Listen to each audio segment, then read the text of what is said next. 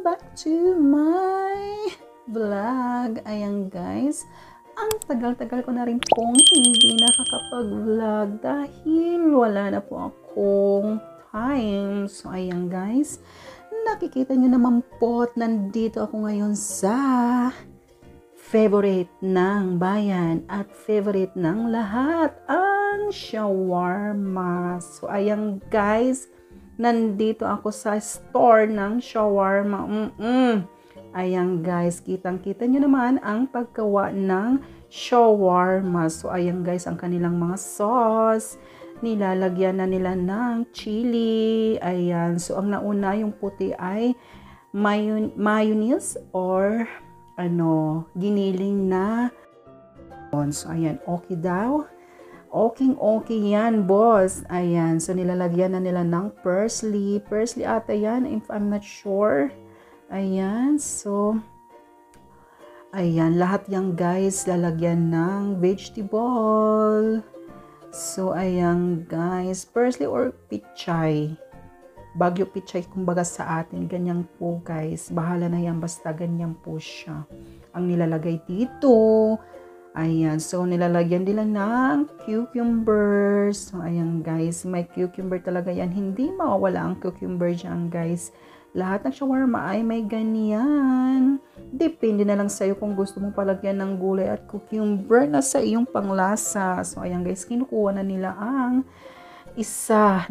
2, 4, 5, 6, 7. Ang dami. Yan po guys, ang big size nila dito na shawarma. So, 'di ba? Napakalapad ng kanilang shawarma, guys. Hindi katulad sa atin na manipis at tipid. Dito, guys, hindi talaga siya magtitipid dahil sulit na sulit ang iyong binili dahil ang daming laman, ang dami pang chicken.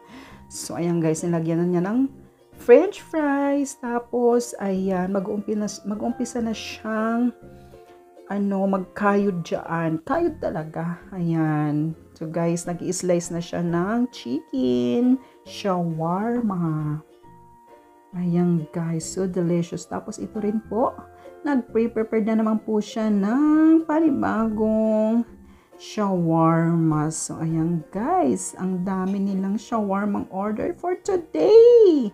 Very nice and very delicious. So, yan guys, may french fries na nilagay dyan. Mga lutong french fries. Saktong-saktong aking pag-video ngayon dahil ang dami lang orders, diba?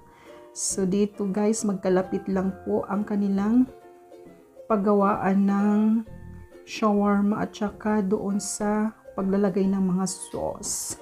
So, guys, after niyang nilagyan ng chicken shawarma at yung mga ingredients niya, ayan, panibagong sauce, ketchup, or whatever you want to add, ayan, tapos, papainitin pa nila yan sa grills, agang guys, meron silang electric grills, so papainitin pa yan siya dyan, kasi, para delicious at mainit-init talaga ang kanyang bread, at saka sa loob ng, shawarma, ayan guys, lahat yan ay i-grilled, electric grilled siya guys, para sulit na sulit ang iyong binayad at masarap na masarap. So guys, ayan, may mga maliliit na naman po na orders. So ang daming order nila guys, amazing for today.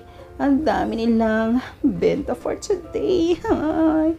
Sana ako din. So guys, para hindi nagkakaalam, ito lang po ang pwedeng mabili natin kung tayo ay nagugutom at nagmamadali guys, kasi sulit na ang iyong binili dito dahil napakalaki. Kahit yung maliit guys, sulit na sulit. Busog na busog ka na guys. Hindi tinitipid dito sa Saudi Arabia. Oh, dito lang yan sa Saudi Arabia guys ha. Yan po ang paggawa ng shawarma dito sa Saudi Arabia. So big and so delicious at murang-mura lang. Ayan yung maliit, mga 8 reals lang yan. At yung malaki, mga 10 to 12 reals. So ayan guys. So wala silang medium, big and small lang ang kanilang shawarma na binibenta. Pero sulit na sulit ka na guys. Hindi ka na magugutom. Wala nang reklamo dyan guys. Basta masarap. Basta masarap din ang store na iyong pupuntahan para bumili ng shawarma. So guys, feeling ko yung mga ganitong shawarma na mga tindahan na mga maliliit lang, masarap dito ang kanilang shawarma guys. Sulit na sulit ang iyong binili. Delicious at again na again. So ayan, alam nyo na. So ayan, pinapakita pa niya sa akin yung cucumber. Kung lalagyan daw ng cucumber, sabi ko yes, lagyan mo siya ng cucumber lahat. Ilagay mo. Wala kang ititira. Basta lahat, ilagay mo yan. O, diba? Ayan guys. So, madali lang siyang lutuin, di ba? Easy. So, meron din silang, dito, mga juice, soft drinks, at mga filafil, mga ganyan. So, bahala ka kung anong gusto mong i-order. Basta may available yan sila dyan. Hindi lang shawarma. So, ayan guys, ganyan po ang paghiwa, ang pagtabas, ang pagtanggal, lahat kung paano yung gawin. Char. So, ayan guys, depende yan sa store. Kasi minsan may mga shawarma talaga guys na super ang lalaki ng shawarma nila.